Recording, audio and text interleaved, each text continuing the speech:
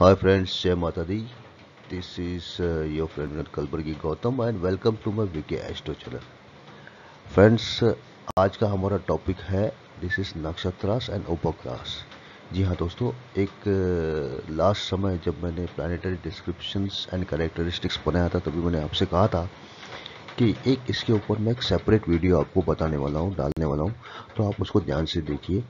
और ये जो है इसकी ब्रीफिंग थोड़ी सी किए थे मैंने पहले, आप भी आज जान लेते थोड़ा डिटेल के बारे में, डिटेल्स इसके बारे में। तो चलिए जानते हैं क्या कहते हैं पराशर जी नक्षत्रास एंड उपग्रहस के बारे में, इसको कैसे देखा जाता है।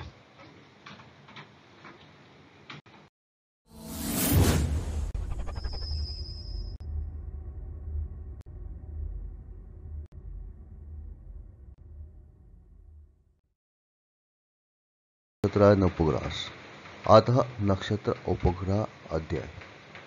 फ्रेंड्स, प्लैनेट्स जब भी सूर्य के साथ में ट्रैवल करता है तो कोई ना कोई नक्षत्र के इन्फ्लुएंस में आता है। सो ये नक्षत्रास के अंदर में भी कैसे है कि इसके भी पदास होते हैं, 4 पदास होते हैं हर नक्षत्र के। पहला पदा, सेकंड पदा, थर्ड पदा एंड फोर्थ पदा। तो this place a very important role. जब हम लोग भी कोई कुंडली चार्ट एनालिसिस करते हैं तो हमको ये भी जानना जरूरी होता है कि जो भी ग्रह है वो किस नक्षत्र में बैठा है, किस पदा में बैठा है, इसका भी हम लोग को एनालिसिस करना चाहिए। तो ये जो नक्षत्र जो पदास है, ये एसेंडेंट जो होता है, एसेंडेंट को बड़ा महत्व रखता है। जो भी लग्न होता है, लग्न भाव बोलो उसको, बर्थ बोलो उसको, उसको एसेंडेंट बोलो, और एसेंडेंट का बड़ा इन्फ्लुएंस होता है उसके ऊपर, क्योंकि वो एसेंडेंट कौन सा नक्षत्र में है, राशि में है, वो बड़ा इंपॉर्टेंट आता है। तो चलिए देखते हैं क्या कहते हैं पराशर जी इसके बारे में। पराशर जी कहते हैं, ग्रच्छन्तो भानि ग्रहन्ति सततम हेतु ते ग्रह वजस्रस्य नागास्वंच अश्विन्यादि समाव्या तद्वादश विभागस्तु तुल्य मेष दिश संज्ञका प्रसिद्धा राशय सन्ति ग्रहस्त्वर्कादि संज्ञका राशीनामुदयो लग्न तद् सावेश जन्मिनां ग्रह योग वियोगाभ्याम फलम चिंते शुभाशुभम। अब इसका तात्पर्य है कि ये जो ग्रह छंतो भानी ग्रह जो है इनका भ्रमण होते रहता है टोटल, और ये अश्विनी से लेके रेवती के नक्षत्रों में इनका भ्रमण होता है। अभी अश्विनी से लेके रेवती नक्षत्र जो है ये टोटल बटे हुए हैं 360 degree apart from each other, एक सर्कल फॉर्म होता है इनका। अब ये जो है टोटल 27 नक्षत्र, इसके द्वादश भागस्तु बोले तो द्वादश यानी कि 12 भागों में इनको बांटा गया है राशियों में। और राशियां शुरू होती मेष से लेके मीन तक, एरिस टू पाइसेस, बरोबर। अभी कैसे है नक्षत्रों का जो है असेंडिंग ऑर्डर है फ्रॉम अश्विनी टू रेवती, और ग्रहों का जो है वो है फ्रॉम सन टू केतु, सूर्य से केतु तक है। और राशियों का जो है वो मेष से लेके मीन राशि तक, ऐसा उनका डिस्ट्रीब्यूशन हुआ है। अब ये जो राशियां जो है ये असेंडेंट भाव में भी आके बैठती है, असेंडेंट भाव में आके बैठती है, सारी 12 का 12 राशियां जो है वो असेंडेंट बनती है। और जब ये असेंडेंट भाव में बैठती है वो, और बैठने के बाद में जो ग्रह का जो वियोग और योग होता है बाकी घरों के अंदर में, वो हिसाब से कुंडली का गुड एंड बैड इफेक्ट निकलता है, ऐसा कहते हैं। दोस्तों आप देख सकते हैं ये हमारा ग्रह मंडल है। ग्रह मंडल में आप सेंटर में देखो अर्थ है, हमारी पृथ्वी है, और पृथ्वी के बाद में पूरा आकाश तत्व है। इस आकाश तत्व में हमारी जो 12 राशियां हैं और 27 नक्षत्र है, इनका डिस्ट्रीब्यूशन हुआ है। अभी देखिए हमारे पृथ्वी का जो है ग्रह मंडल का जो कॉन्स्टलेशन का जो स्पेस है टोटल 360 डिग्री का स्पेस है। अगर आप 360 डिग्री को 12 से डिवाइड करो, 12 राशियां जो है हमारे उससे डिवाइड करो, तो 30 डिग्री स्पेस जो है हर राशि को मिलता है। देखिए पहले हमारा आता है 30 डिग्री स्पेस में मेष राशि आता है, फिर वृष आता है, फिर आता है मिथुन, कर्क, लियो। इस प्रकार से हमारी टोटल 12 राशियां जो है इनका डिस्ट्रीब्यूशन हुआ है इस ग्रह मंडल में। अभी ग्रह मंडल में राशियां तो बैठ गई, राशियों के साथ में फिर उसके बाद नक्षत्र जो है, ये हमारे अगर ग्रह मंडल में आप देखो 27 नक्षत्र है। 27 नक्षत्र को अगर आप 360 से अगर डिवाइड करो तो हर नक्षत्र को मिलता है 13 डिग्री 20 मिनट्स। तो सबसे पहले नक्षत्र है अश्विनी, फिर आते भरणी, फिर कृतिका, रोहिणी, मृगशिरा, आरुद्रा, पुनर्वसु, पुष्यमी, आश्लेषा, मका, पूर्व फाल्गुनी, उत्तर फाल्गुनी, हस्ता, चित्ता, स्वाति, विशाखा, अनुराधा, ज्येष्ठा, मूला, पूर्वाषाढ़ा, उत्तराषाढ़ा, श्रवण, धनिष्ठा, सप्तभीषा, पूर्व भाद्रपद, उत्तर भाद्रपद और रेवती। ये टोटल 27 नक्षत्र इस प्रकार से बैठे हुए हैं हमारे टोटल ग्रह मंडल में। तो ये था हमारा राशियां और नक्षत्रों का।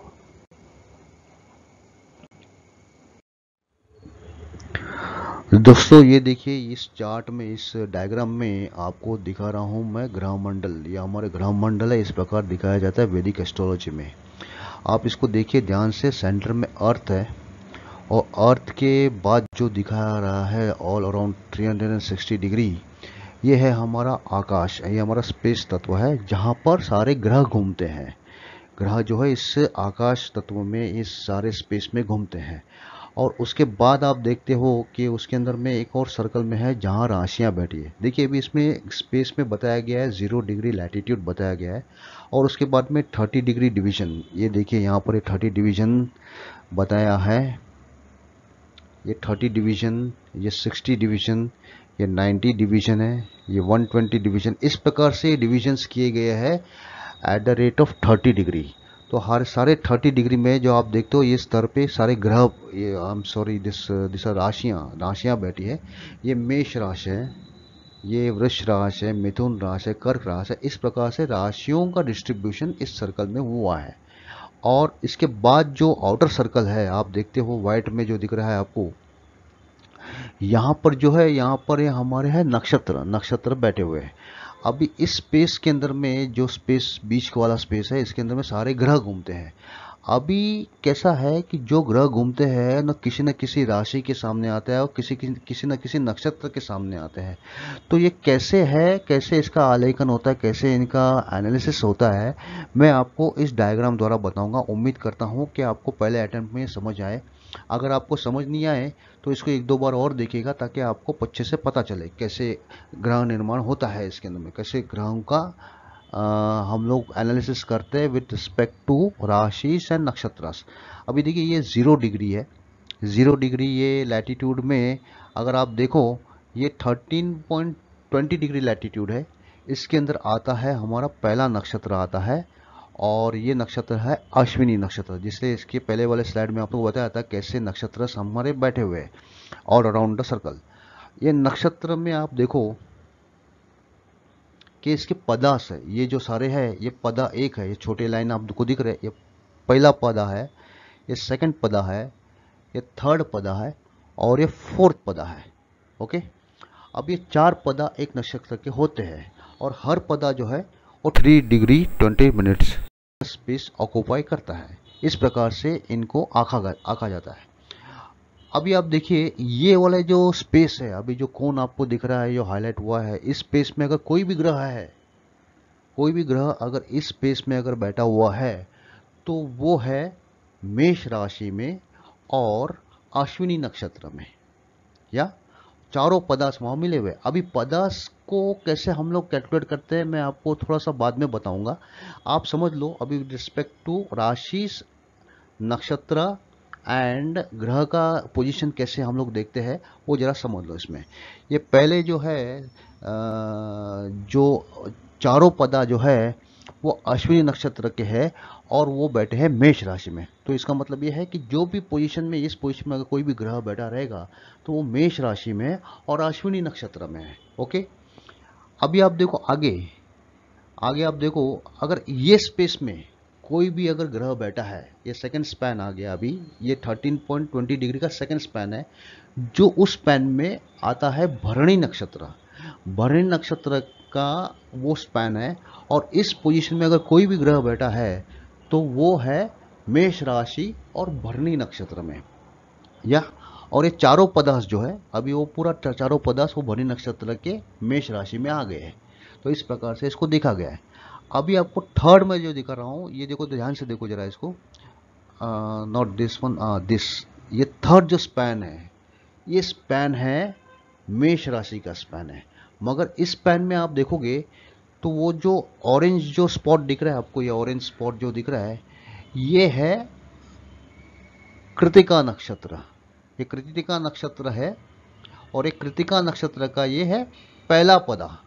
अगर आप उसको अगर ध्यान से अगर देखो तो ये वाले पार्ट में, ये वाले पोजीशन में अगर कोई भी ग्रह है तो वो है मेष राशि में और है कृतिका नक्षत्र में। कृतिका नक्षत्र के अंदर पहले पदा में वो बैठा हुआ है। अभी इस प्रकार से पदार्थ का और भी आपको मैं बताता हूँ कैसे हम लोग पदार्थ देखते हैं। अभी ये हो गया मेष राशि यहाँ पर खत्म। अभी इसके बाद जो टोटल 30 डिग्री यहाँ पर अभी हमारा जो भी है ग्रह ट्रैवल कर चुका है, या तो वो मेष राशि अश्विनी नक्षत्र में होगा, या तो फिर वो मेष राशि भरणी नक्षत्र में होगा, या तो फिर वो मेष राशि कृतिका नक्षत्र में होगा। इस प्रकार से पोजीशंस जो है वो ग्रहों के बताते हैं विथ रिस्पेक्ट टू राशिशन नक्षत्रस। अभी आप आते हो थोड़ा आगे, अभी 30 डिग्री क्रॉस करने के बाद अगर ग्रह कोई भी इस पोजीशन पे है तो वो है वृष राशि में। वृष राशि में और नक्षत्र कौन सा हो गया, कृतिका नक्षत्र में है।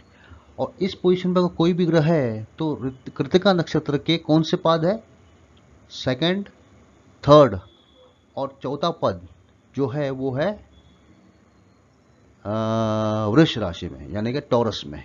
इस पोजीशन में अगर कोई भी ग्रह है तो वो है किसमें, वो है वृष राशि कृतिका नक्षत्र में।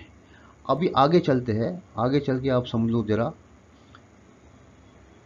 इस पोर्शन में अगर कोई भी ग्रह अगर आता है तो ये पोर्शन है वृष राशि रोहिणी नक्षत्र। ये रोहिणी नक्षत्र से चारों जो पदार्थ है इस वृष राशि में आ गए। तो इसमें कोई ये नहीं है, अगर इस पोजीशन में कोई भी अगर ग्रह बैठा होगा तो वो है वृष राशि रोहिणी नक्षत्र में। तो अभी आगे चल के देखते हैं, आगे अगर इस पोजीशन में,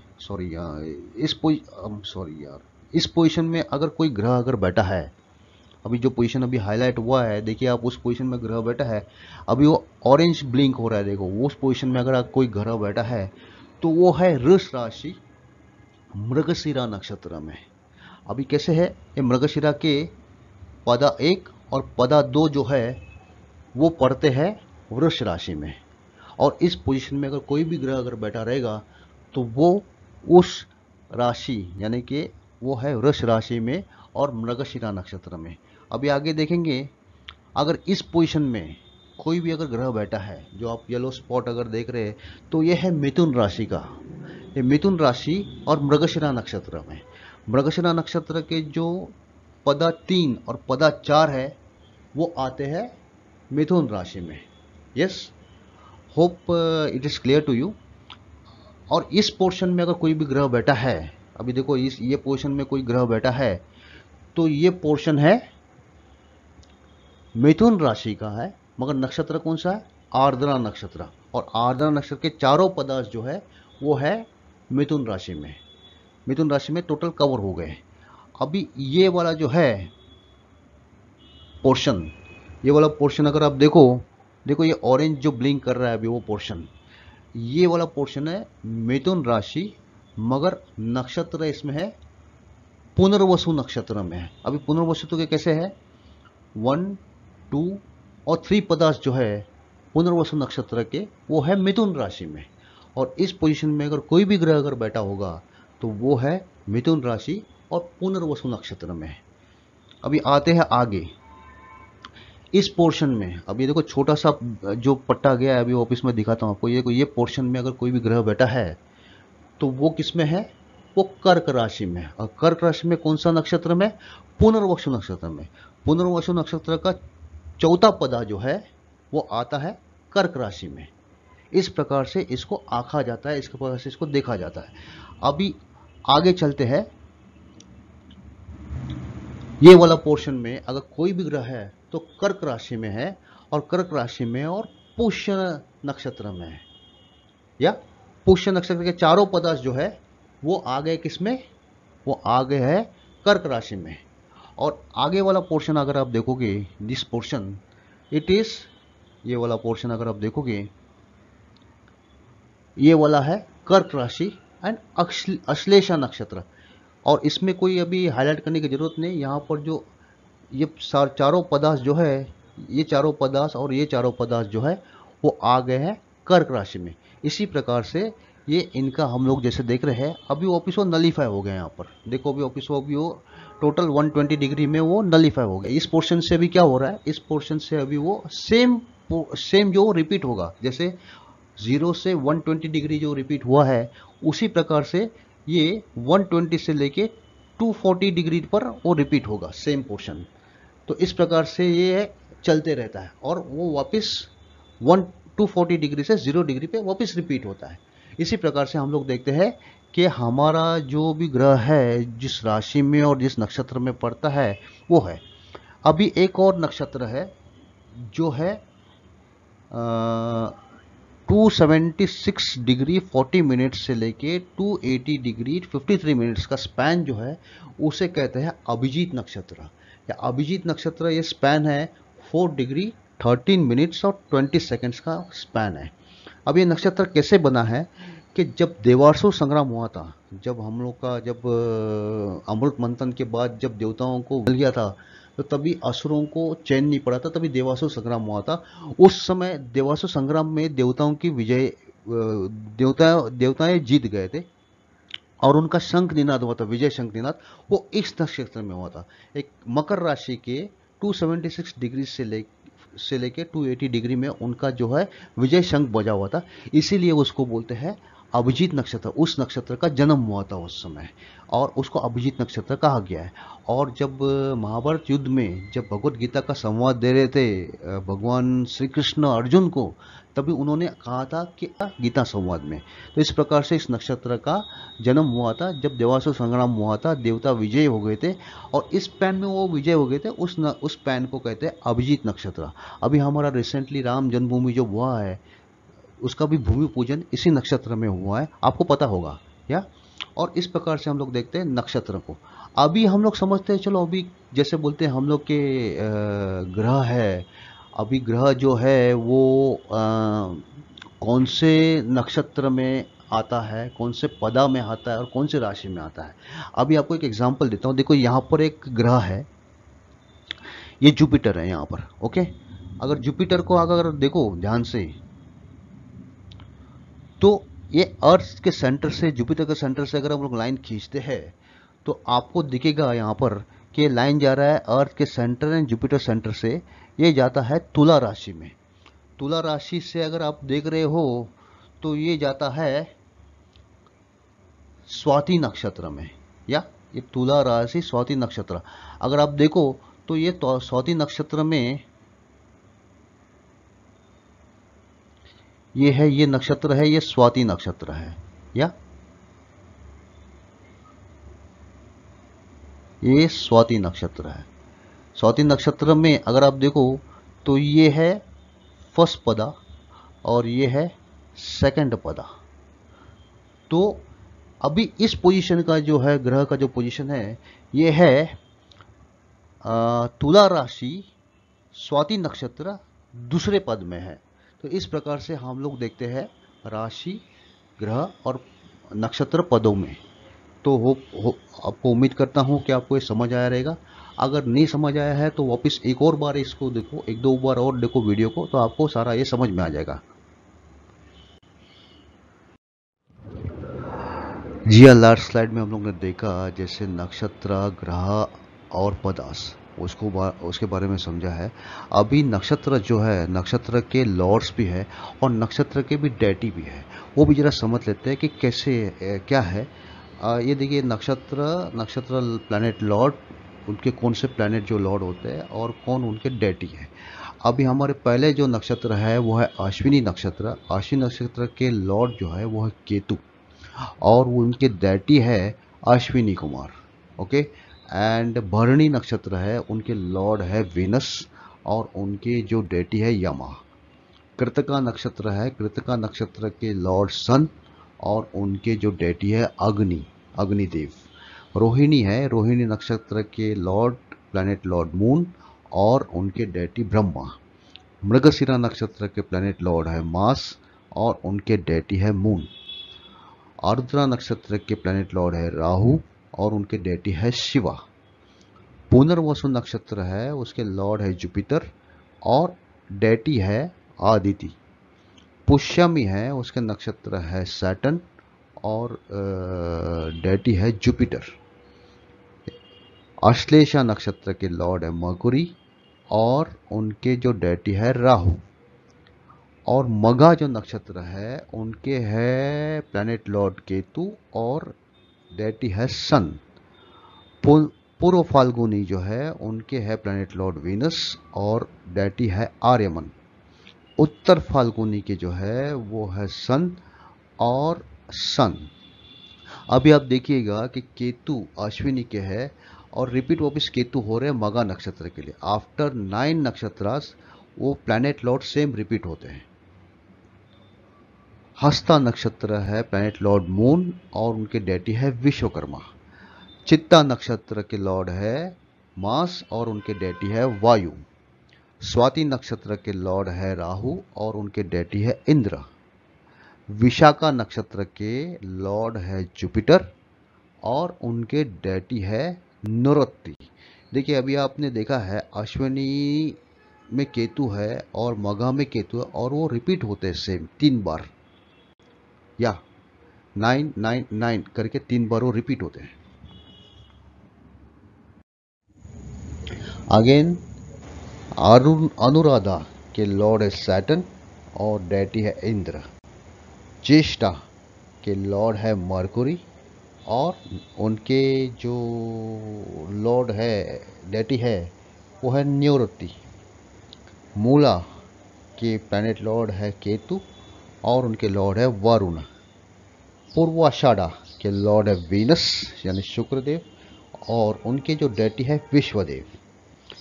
उत्तराषाढ़ा के लॉर्ड है सन, प्लैनेट लॉर्ड, और ब्रह्मा उनके डेटी हैं। श्रावणा के लॉर्ड है मून और विष्णु उनके प्लैनेट की डेटी। धनिष्ठा के लॉर्ड है मास और डेटी है वसु। सप्तबीशा के लॉर्ड है राहु एंड डेटी है वरुण। पूर्व भाद्रपद के लॉर्ड है जुपिटर एंड अजचरण उनके डेटी है। उत्तर भाद्रपद के लॉर्ड है सैटर्न और डेटी है अहिर्बुधन्या। रेवती जिनके लॉर्ड है मरकुरी और उनके जो है डेटी है वो है पुषान। इस प्रकार से हमने देखा कि जो नक्षत्रास है उनके प्लैनेट लॉर्ड है और जो 2 बार रिपीट होते हैं पूरे नक्षत्र कॉन्स्टलेशन में, not 2 bar, 3 bar, I am sorry, Ketu Ketu Ketu repeats 3 time. Every जो प्लैनेट है वो रिपीट होते हैं 3-3 बार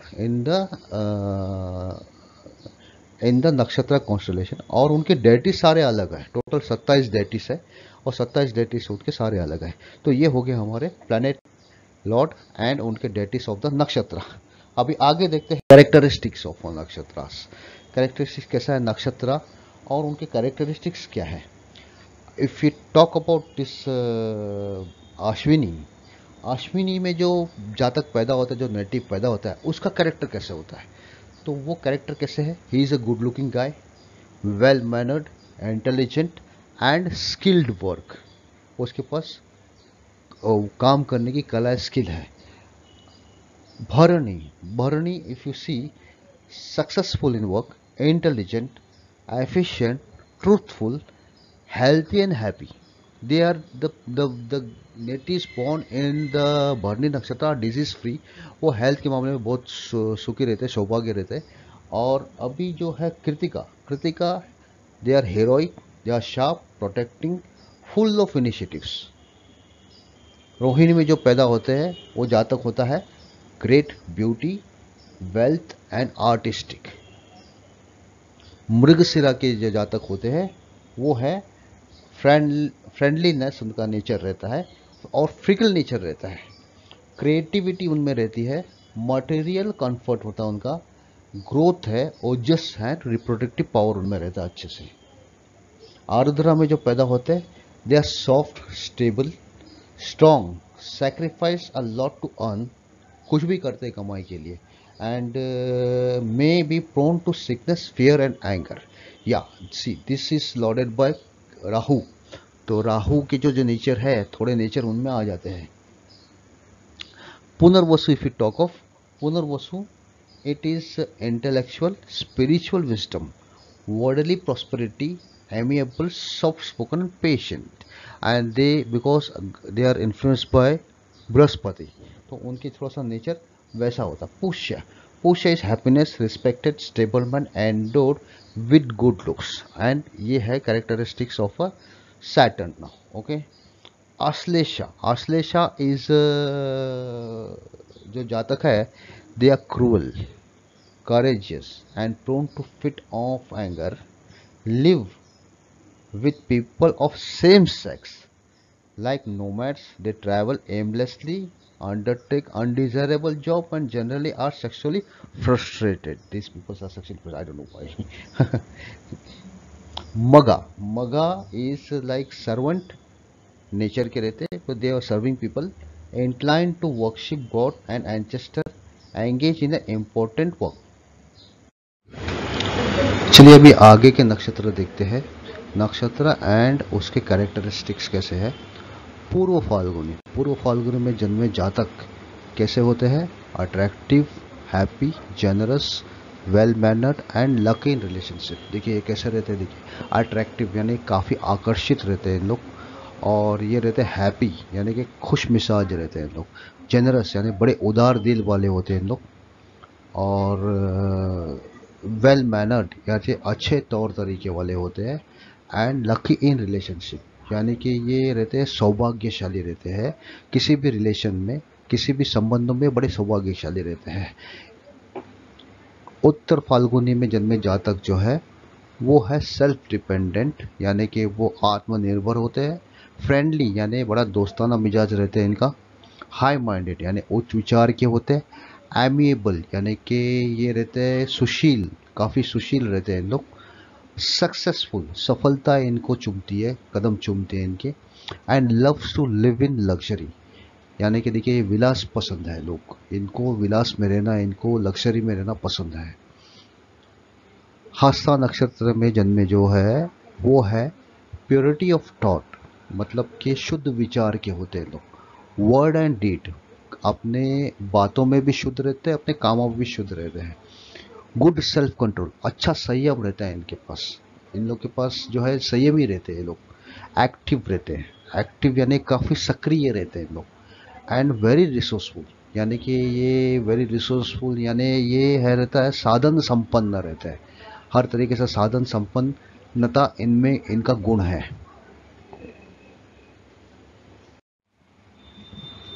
चित्ता नक्षत्र में जो जन्मे हैं वो रहते हैं नेटिव्स, मतलब जो जातक natives are enjoy good health and always look much younger than they actually are. कैसे बताया है देखिए इनके बारे में कि ये अच्छे हेल्थी रहते हैं यानी कि अच्छा इन लोग का स्वास्थ्य अच्छा रहता है, अच्छे स्वास्थ्य बनाए रखते हैं, और ये जो है काफ़ी जवान दिखते हैं लोग, अपनी उम्र से भी ज़्यादा जवान दिखते हैं लोग. और इनका जो है like may look quite thin and weak at first appearance, but they have a great and are very muscular. यानी कि कैसे है कि ये दिखने में तो काफ़ी आपको कमज़ोर दिखेंगे, वीक दिखेंगे पहली बार में अगर आप उनको जांचोगे तो, लेकिन वो होते हैं बड़े प्रतिभाशाली एकदम, और सहनशीलता उन पे ज़्यादा रहती है, और आंतरिक बल भी इनमें ज़्यादा रहता है। ऐसे होते हैं चित्ता नक्षत्र में जन्मे लोगों का चरित्र। स्वाति नक्षत्र में जन्मे जो है वो है सॉफ्ट फोकस, यानी कि ये है मृदभाषी और कंपैशनेट, यानी ये करुणामय रहता है काफ़ी। कंट्रोल्स पैशन, देखो अपने पैशन को कंट्रोल करते हैं, अपने जुनून जो होता है अंदर का वो कंट्रोल करते हैं। स्किल्ड इन ट्रेड, यानी कि ये जो है व्यापार प्रतिभाशाली होते हैं, कोई भी व्यापार करेंगे तो काफ़ी प्रतिभाशाली होते हैं इन लोग। और चैरिटेबल, यानी ये धार्मिक होते हैं, ये दान धर्म करने वाले, चैरिटी करने वाले होते हैं। विशाखा नक्षत्र में जन्मे हैं वो, उनका है एनर्जी है, स्ट्रेंथ है, पावर है, गुड मेकिंग स्किल होता है इनके पास। देखिए विशाखा नक्षत्र में कैसा रहता है, एनर्जी, इनकी ऊर्जा काफ़ी तेज होती है। स्ट्रेंथ यानी कि शक्ति होता है इनके अंदर में, पावर बल रहता है इनके अंदर में। गुड मनी मेकिंग यानी कि धन कमाने में काफ़ी उनमें प्रतिभा रहती है, वो अच्छे से धन कमा सकते हैं। अनुराधा नक्षत्र में जो जन्मे हैं वो रहते हैं beautiful face, bright eyes, soft and tender. देखिए ब्यूटीफुल यानी फेस, यानी कि इनका सौंदर्यफुल फेस रहता है, सौंदर्य होता है फेस के अंदर में। ब्राइट या आइज यानी कि उज्जवल आंखें इनकी होती है, काफ़ी उज्जवल होती हैं आंखें इनकी। और मुलायम रहते हैं और टेंडर रहते हैं लोग। ज्येष्ठा नक्षत्र में जो पैदा होते हैं ये है ब्रिलियंट, अतुल्य इनमें क्षमता होती है। क्या प्रशिक्षण करने की, एनालिसिस करने की, किसी के बारे में भी जानना है, इनमें बड़ा सा वो एक गुण है कि अच्छे से उन लोग में एबिलिटी है कि अच्छे से वो परीक्षण कर सकते हैं किसी का भी। वेरी फ्यू फ्रेंड्स, काफ़ी कम दोस्त होते हैं इनके। और बट चेयरफुल एंड विक्टीरियस, मगर ये कैसे हंसमुख होते हैं और वर्चियस होते हैं। वर्चियस यानी कि ये धार्मिक होते हैं काफ़ी। मूला नक्षत्र में जो जन्मे हैं ये होते हैं has a philosophical nature and curious, enjoys exploring the depth of any subject। ये कैसे नेचर के थे, इनका दार्शनिक नेचर होता है इनका, और काफ़ी जिज्ञासु रहते हैं ये। में जाने का ज़्यादा विषय, खोल में जाने का उनको उनको ज़्यादा से ज़्यादा गहराई में जाने का उनको ज़्यादा पसंद है कोई भी विषय के बारे में। और वो काफ़ी अमीर रहते हैं, हैप्पी यानी कि खुश रहते हैं, और किसी को वो दर्द देने का, किसी का उन लोग को हर्ट करने का इच्छा नहीं रहता है। और ओपिनियनेटेड रहते हैं, यानी कि कैसे है ये स्वच्छंद रहते हैं एकदम काफ़ी। पूर्वाषाढ़ा नक्षत्र में जो जन्मे हैं वो रहते हैं, गर्व होता है उनमें काफ़ी अपना, स्ट्रॉन्ग अटैचमेंट टू फ्रेंड्स, ये अपने दोस्तों की तरफ काफ़ी आशिक होते हैं उन लोग। कंपेटिबल विथ स्पाउस, मतलब पत्नी से उनका अच्छा संयम बनता है, अच्छा संगत रहता है पत्नी के साथ। आगे भी और बढ़ते जानते हैं नक्षत्र और उनके कैरेक्टर्स।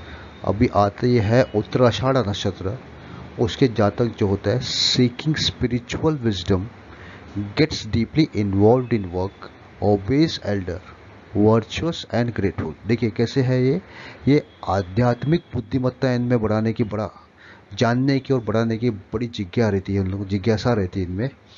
और gets deeply involved in work, ये अपने आप को काम में डुबा देते हैं, अपने आप को काम में इतने खो जाते हैं कि अपने इनको होश ही नहीं रहता है।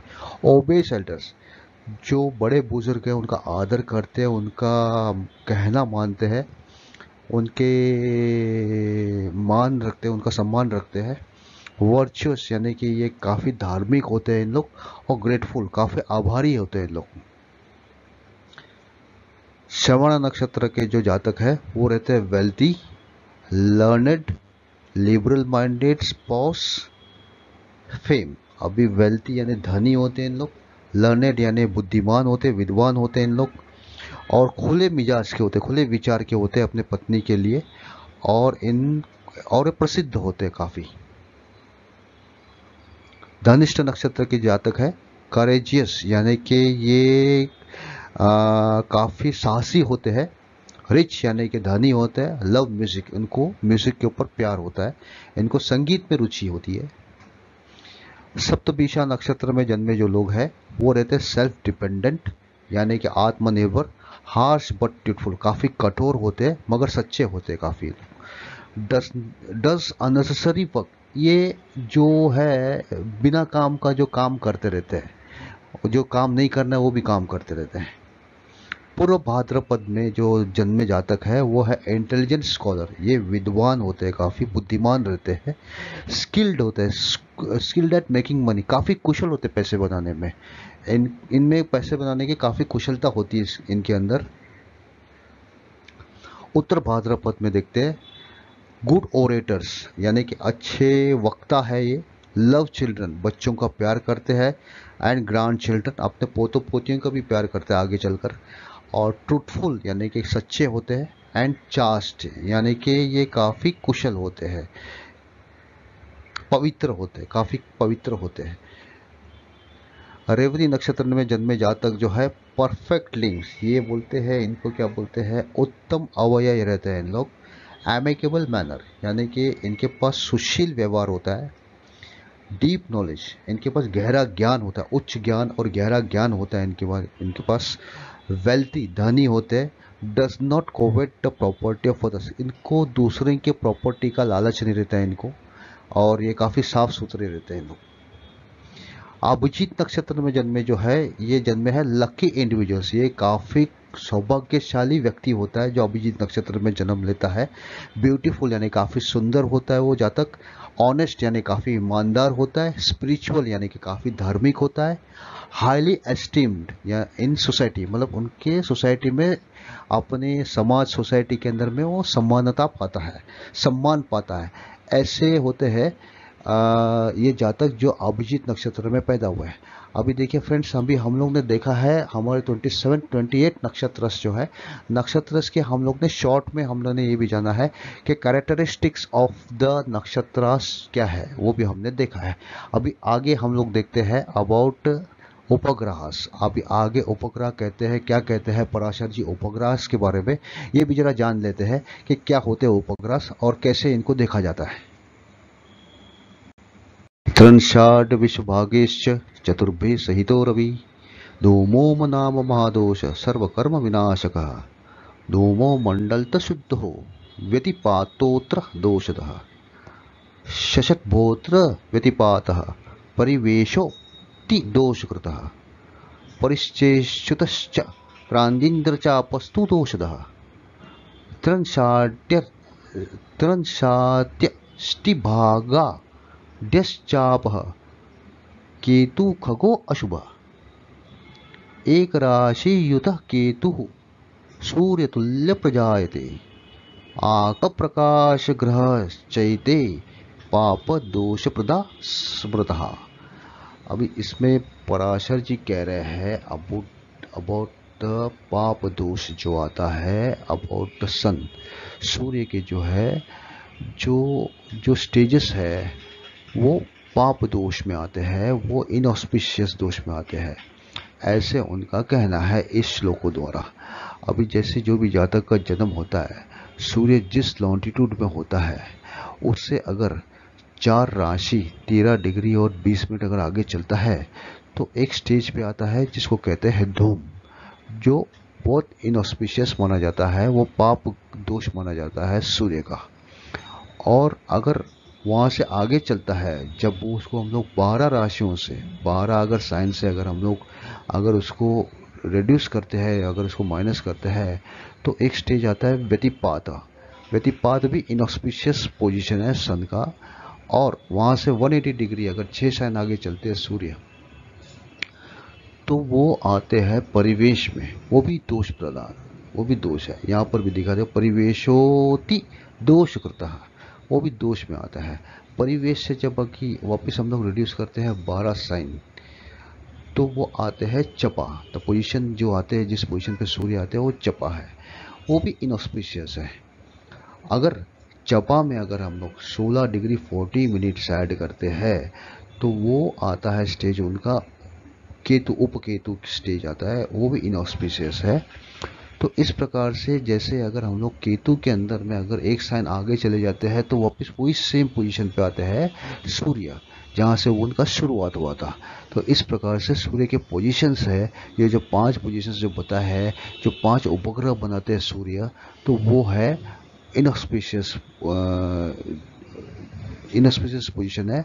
और इस जो पोजीशन के अंदर में कोई भी सूर्य का अच्छा हम लोग को फल नहीं मिलता है, और इस पोजीशन में हम लोग सूर्य कोई भी अच्छा काम यानी कि कोई भी शुभ कार्य हमको नहीं करना चाहिए, ऐसा बताया गया है इस श्लोकों द्वारा।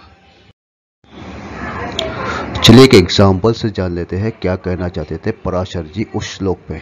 अभी हम लोग एज्यूम करते हैं सन इन टॉरस एट 10 डिग्री, यानी कि सूर्य वृष राशि में है 10 डिग्री के ऊपर।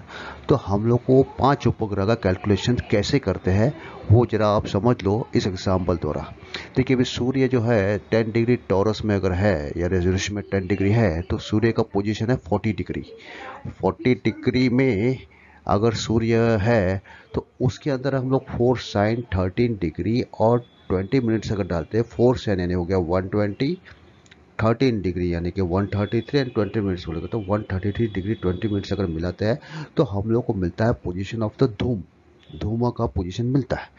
तो अगर हम लोग सूर्य के लॉन्टिट्यूड में अगर ऐड करते हैं तो धूम हमको मिलता है 173 डिग्री 20 मिनट्स में धूम मिलता है। अभी उन्होंने क्या कहा है पराशर जी ने, धूम में अगर हम लोग रिड्यूस करते हैं 12 sign with sun along with the sun, तो हम लोग को ये इनका कैलकुलेशन है, अगर reducing 12 sign along with the sun in this rashi we get 53 degree 20 minutes. तो when we add this 53 degree 20 minutes it's a short form, जो किया है उन्होंने थोड़ा शॉर्ट फिगर बनाया हुआ है। और ये जो अगर हम लोग धूम में ऐड करते हैं तो हमको मिलता है पोजीशन व्यतिपात का। व्यतिपात जो पोजीशन आता है वो है 226 डिग्री और 40 मिनट्स।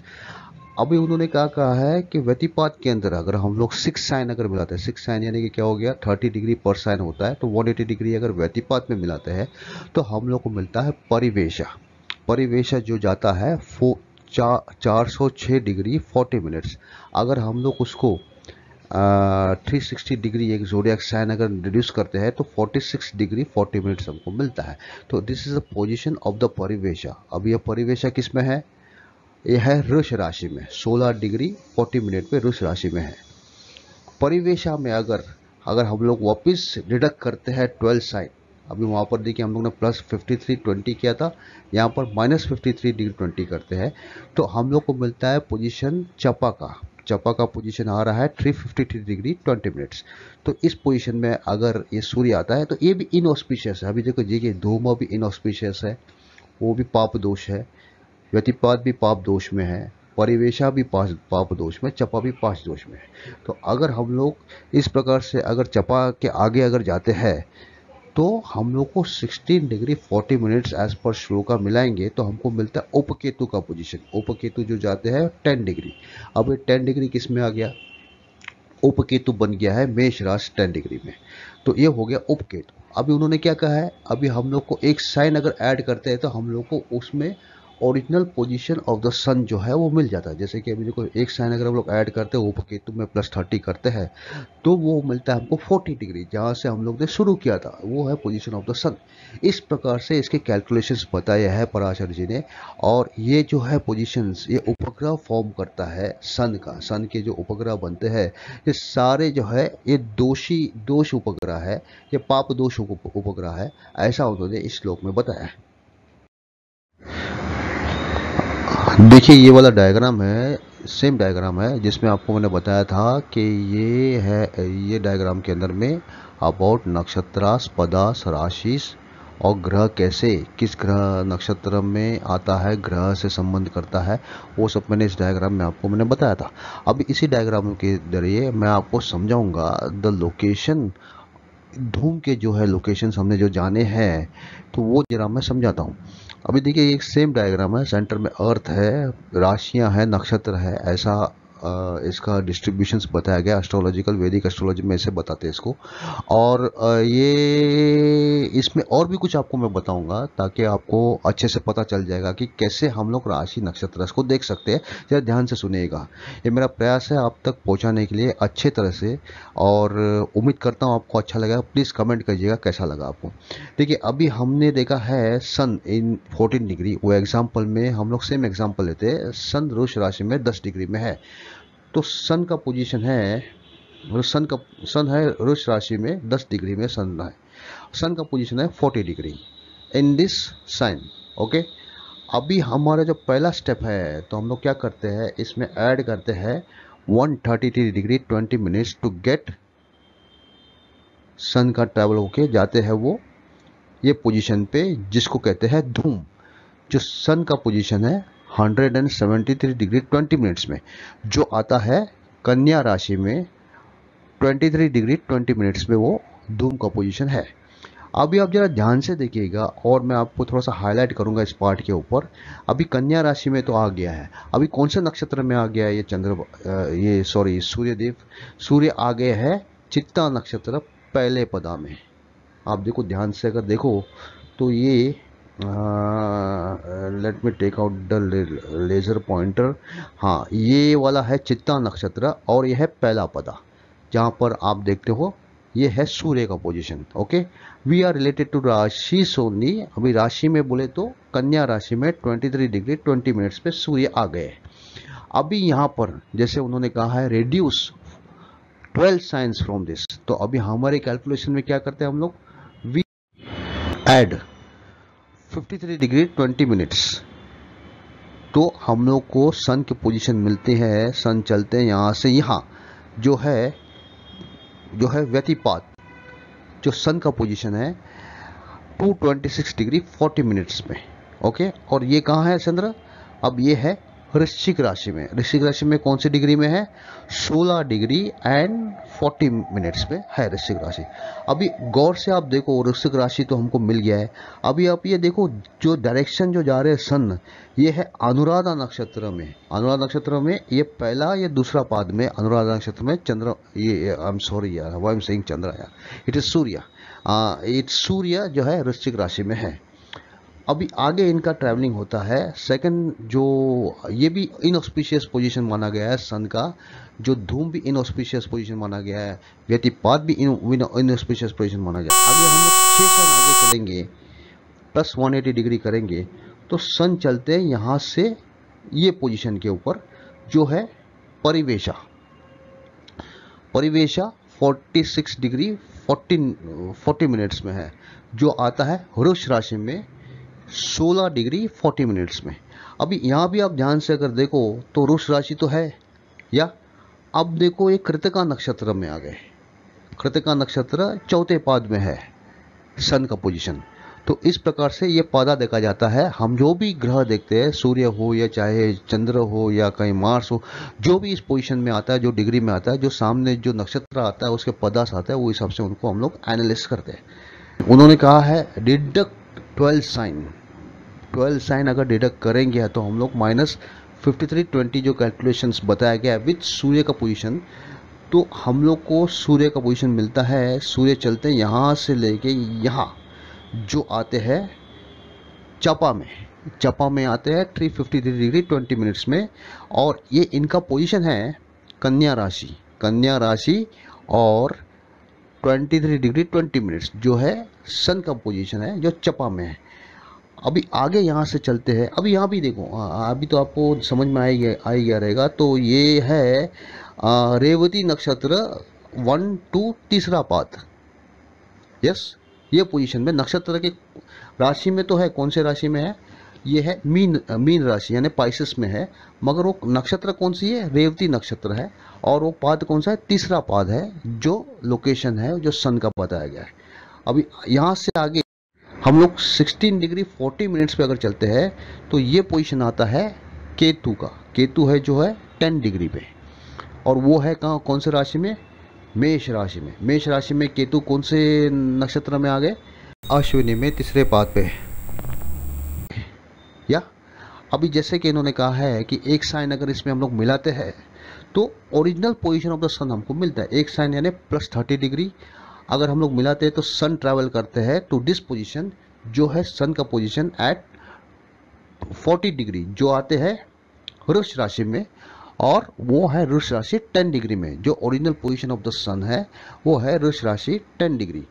इसी प्रकार से हम लोग देखते हैं ये जो 5 इनऑस्पिशियस पोजीशन जो सन बनाते हैं, इनको कहा गया ये पाप दोष है। इनका जो बोलते हैं इनऑस्पिशियस है, और इस दोष में उनका जो है वो पाप फल मिलता है हमको। इस प्रकार से उन्होंने समझाया था।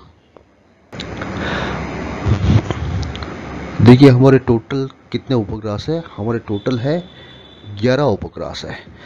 उपग्रह जो बताया गया है सेज पराशर द्वारा, जो महर्षि पराशर है उन्होंने बताया था।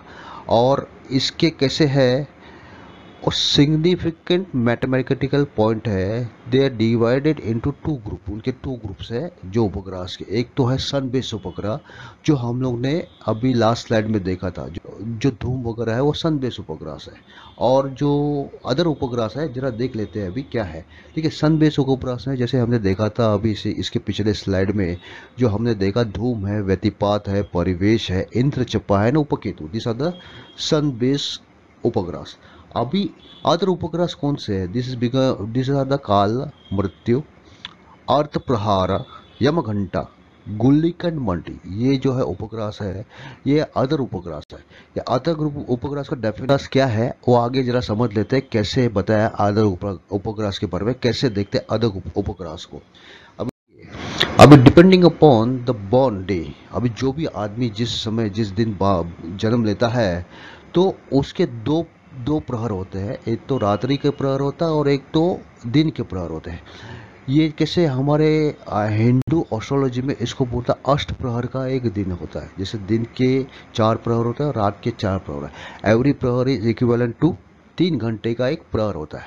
और एवरी प्रहर जो है उसकी घड़ी होती है, घड़ी जैसे हम लोग बोलते हैं घड़ी, और 1.5 घंटे की घड़ी होती है। 1.5 घंटे की घड़ी, 2 घड़ी एक प्रहर होता है। और 3 प्रहर, 4 प्रहर में एक दिन खत्म होता है और 4 प्रहर की रात्रि होती है। इस प्रकार से हम लोग उनको देखते हैं। अभी हम लोग कभी देखते हैं कैसे इनका डिविजन्स हुआ है। इनके 8 इक्वल पार्ट्स हुए हैं। कैसे 8 के 1 इक्वल पार्ट्स, तो 1.5 घंटे का, जैसे हम लोग बोलेंगे तो एक 12 घंटे का प्रहर बनता है। 12 घंटा दिन का और 12 घंटा रात का, ऐसा प्रहर बनता है। अभी जो प्रहर है, जो वीकडेज जो है हमारे, तो जैसे हम लोग वीकडेज अगर देखते हैं, संडे है, मंडे है, ट्यूसडे है, वेडनेसडे, थर्सडे, फ्राइडे, सैटरडे, ये हमारे वीकडेज है। ग्रहों का रूल चलता है। संडे के दिन है, संडे को सन का ही रूल चलता है। देखिए अभी यहाँ पर आप देखोगे, इस टेबल द्वारा आपको मैं बताऊँगा कि ये सन है। ये संडे के दिन फर्स्ट प्रहर, फर्स्ट घड़ी में सन का ही रूल चलता है। सेकंड घड़ी में मून का रूल चलता है। थर्ड घड़ी में मार्स का, मंगल का रूल चलता है। चौथी घड़ी में है बुध। पांचवी जो घड़ी है वो चलते हैं बृहस्पति। छठे है जो है भृगु यानी कि शुक्राचार्य, शुक्र। और 7वीं घड़ी जो है वो चलते हैं शनिदेव। और 8वीं घड़ी का कोई लॉर्ड नहीं रहता है, वो ऐसे ही उसको ब्लैंक छोड़ा जाता है। इस प्रकार से घड़ियाँ हमारी जो है, सैटर्न के बाद में कोई घड़ी जो आती है उसका कोई लॉर्ड नहीं है, ऐसा इसमें बताया गया है। अभी जैसे मंडे आप पकड़ोगे तो मून फर्स्ट रूलिंग प्लैनेट है। सेकंड है मंगल, थर्ड है मरकुरी, जुपिटर, वीनस, सैटर्न, फिर ब्लैंक अगेन सन। वो सैटर्न के बाद में जो घड़ी चलती है उसके अंदर में कोई लॉर्ड रूल नहीं करता है, तो उसको ब्लैंक ही छोड़ा जाता है। इस प्रकार से इनकी जो है घड़ियां है हर दिन के हिसाब से, वो उस जिस दिन में जो दिन की शुरुआत में, वो पहले घड़ी में वही जो प्लैनेट है वो रूल करता है। जैसे मंगल के दिन मंगल ही रूल करेंगे, वेडनेसडे के दिन जो है बुध के दिन बुध ही रूल करेंगे, शुक्र के दिन शुक्र ही रूल करेंगे। इस प्रकार से ये अपना रूलिंग करते हैं। और उसी हिसाब से जो है सैटर्न के बाद में एक ब्लैंक छोड़ते हैं, अगेन फिर सन रूल करते हैं, अगेन मून रूल करते हैं। उस प्रकार से इनका रूलिंग होता है हर दिन के प्रहर में। इस प्रकार बताया गया है। अभी जैसे रात्रि के प्रहर में भी कैसा है, नाइट टाइम में भी जो है वो रूल करते हैं 5th प्लैनेट। जब रात होती है, रात के समय में क्या होता है कि अगर जो दिन होता है, अगर समझो संडे है संडे है, संडे के जो रात की घड़ी अगर चालू, रात का प्रहर चालू हो जाता है, तो उस घड़ी में करते हैं रूल जुपिटर, फिर आते हैं शुक्र, फिर आते हैं शनि, फिर आते हैं शनि के बाद तो ब्लैंक है, और फिर आते हैं सन, मून, मार्स एंड मरकुरी।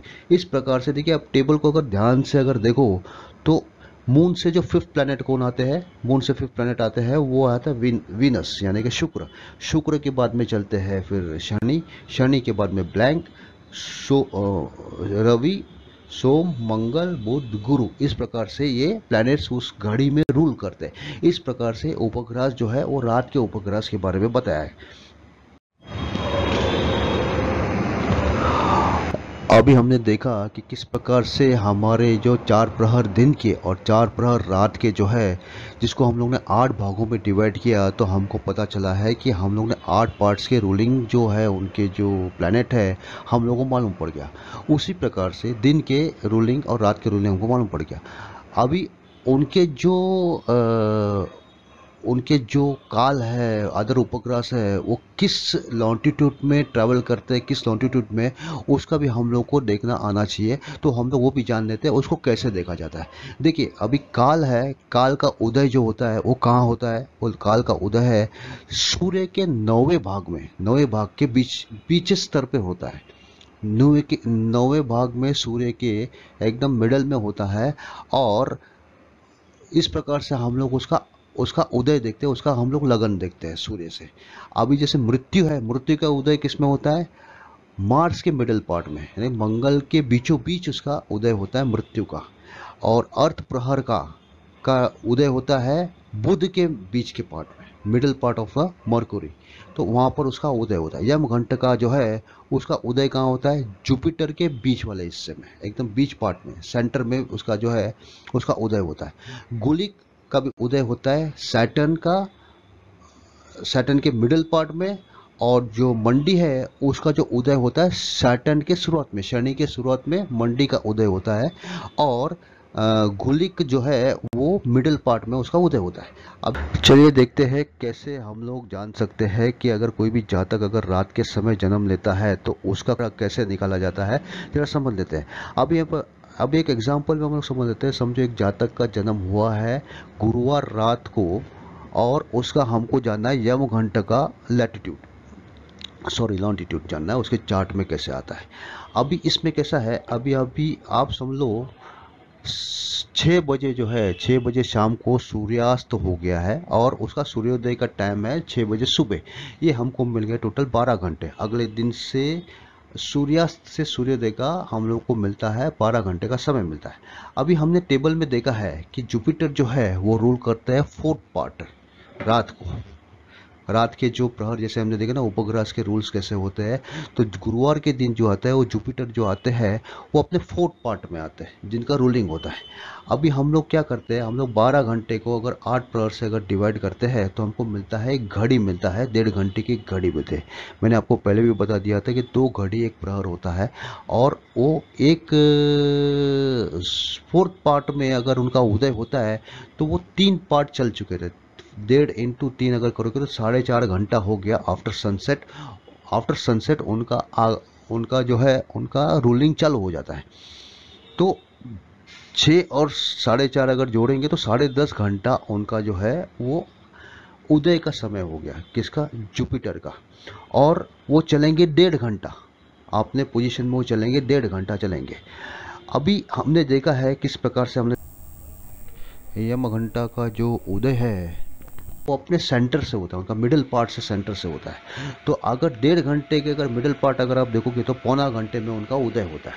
तो अगर 10:30 बजे को अगर पौना घंटा अगर आप ऐड करते हो तो 11:15 बजे रात को जुपिटर का उदय होता है। इस प्रकार से हमको लग्न राइजिंग है उनका क्या मिल रहा है 11:15 बजे, और वो हो गया हमारा यम घंटा का लॉन्टिट्यूड। इस प्रकार से हम लोग देखते हैं।